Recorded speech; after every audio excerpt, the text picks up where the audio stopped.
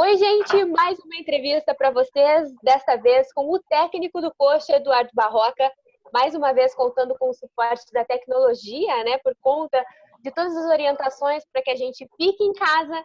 E eu já começo então, Eduardo, te dando um bem-vindo aqui neste bate-papo um pouco diferente do que a gente está acostumado, né?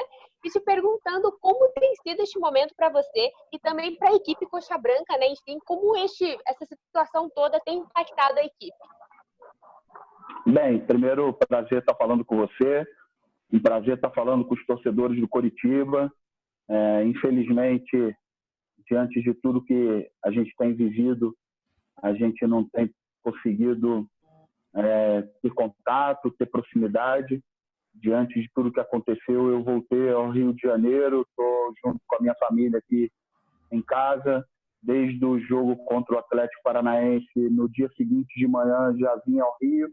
E desde então não saí mais, estou confinado aqui com a minha família, esperando por notícias de dias melhores para que a gente tenha previsão de retorno à vida normal, que a gente tenha notícias aí de restabelecimento de saúde de pessoas, de vidas. Então, o sentimento da gente é um sentimento de apreensão por tudo que a gente tem vivido, mas, ao mesmo tempo, diante desse cenário que a gente está vivendo, eu tenho aproveitado o tempo em casa para trabalhar, para rever tudo aquilo que a gente fez até agora no nosso trabalho, para me comunicar diariamente com os jogadores, com a comissão técnica, com a direção, para que a gente possa alinhar o restante do nosso trabalho, seja ele quando for começar, para que a gente tenha aí uma lógica de sequência de trabalho no decorrer da nossa temporada.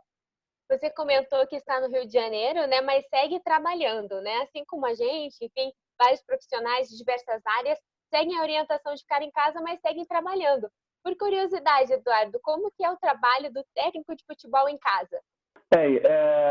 Eu estou dividindo, na verdade, meu trabalho em 4 partes. Uma das partes é com relação à análise de números de treinamentos, de tudo aquilo que a gente fez até aqui internamente, tomadas de decisões, como a gente planejou nossa pré-temporada, como a gente planejou nossa preparação, a avaliação dos números físicos dos jogadores. Então, a primeira parte é muito mais uma análise numérica e quantitativa. As outras 3 partes divididas mais em áreas qualitativas.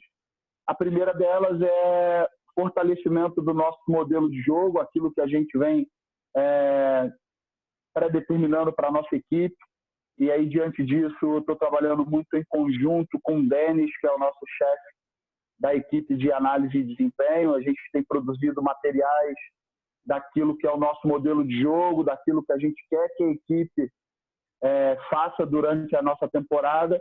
E diante da produção desse material, olhando para a nossa equipe, a gente tem socializado esse material com os atletas de maneira individual, setorial e coletiva, para que a gente, nesse período que eles não estão tendo a oportunidade de treinar em campo, que mantenha vivo na cabeça deles tudo aquilo de bom que a gente construiu até o momento.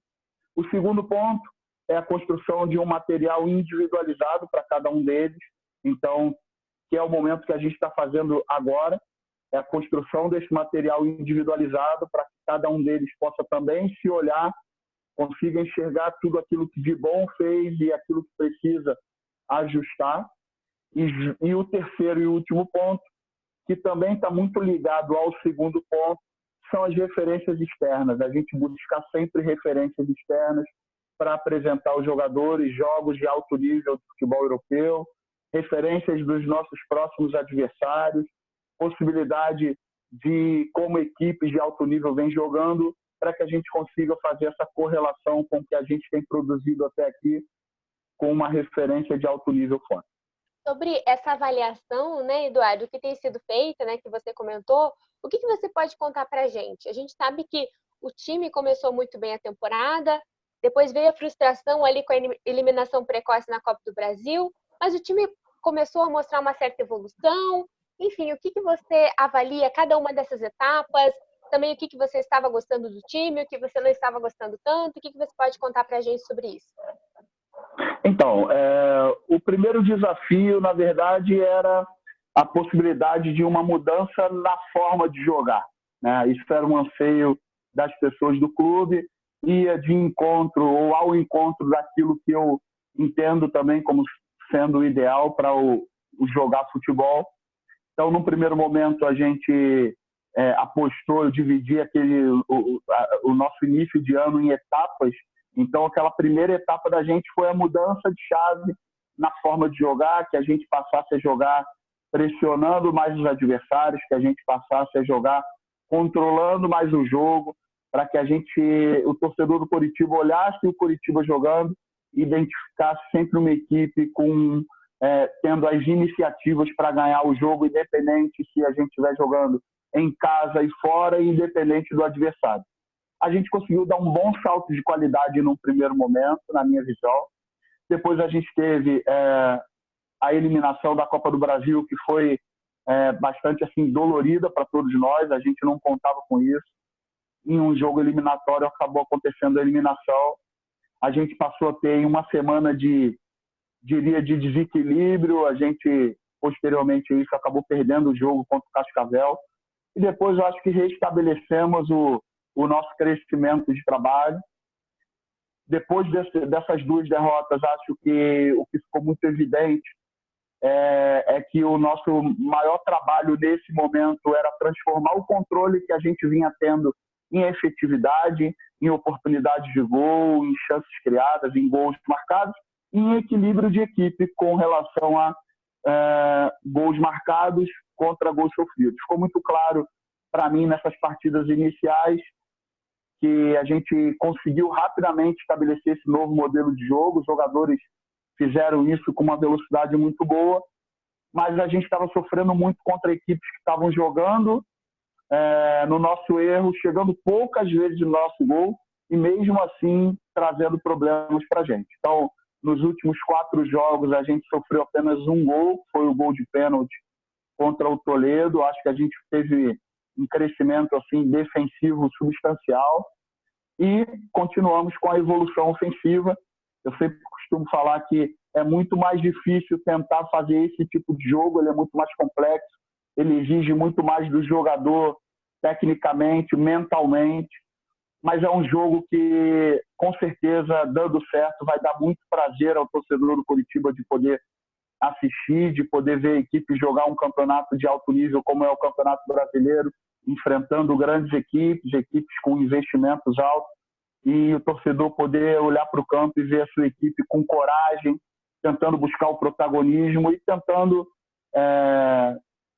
fazer com que o torcedor do Coritiba sinta orgulho do futebol que a equipe apresenta. Nessa mesma linha, Eduardo, que você estava falando, em algumas entrevistas suas você chegou a falar sobre uma certa equação, né, entre as oportunidades criadas pelo Coxa, os gols feitos, e também as oportunidades cedidas ao adversário e o quanto o adversário aproveitava as oportunidades, né? Ou seja, ali, principalmente no começo da temporada, o Coxa criava muito, mas acabava não sabendo aproveitar as oportunidades e cedia para o adversário, né? As poucas chances que o adversário tinha, ele concluía em gols. Assim, nos últimos jogos, a gente começou a ver um certo equilíbrio em relação a isso, o Coxa melhorando nesse aspecto, e de repente paralisa os jogos, enfim. O quanto isso impacta? Você consegue avaliar também assim, Eduardo, como que eles estavam realmente mostrando um certo equilíbrio nessa equação, e de repente vem a paralisação? Que impacto tem isso na equipe? Bem, a gente vinha realmente em um momento de crescimento importante. A gente vinha conseguindo manter uma equipe base jogando. Isso é muito importante para que coletivamente a equipe vá se ajustando, vá se encontrando, vá principalmente encontrando uma forma de atuar. A gente fez isso nos últimos 3 jogos e aí teve a interrupção. Sinceramente, eu não sei ainda os prazos que a gente vai ter de preparação para frente. Seria muito importante que a gente tivesse um prazo antes de entrar novamente em um período competitivo para restabelecer todos esses hábitos coletivos. Como eu falei anteriormente, a gente tem tentado compensar a falta de treinamento em campo com conversas diárias com os jogadores.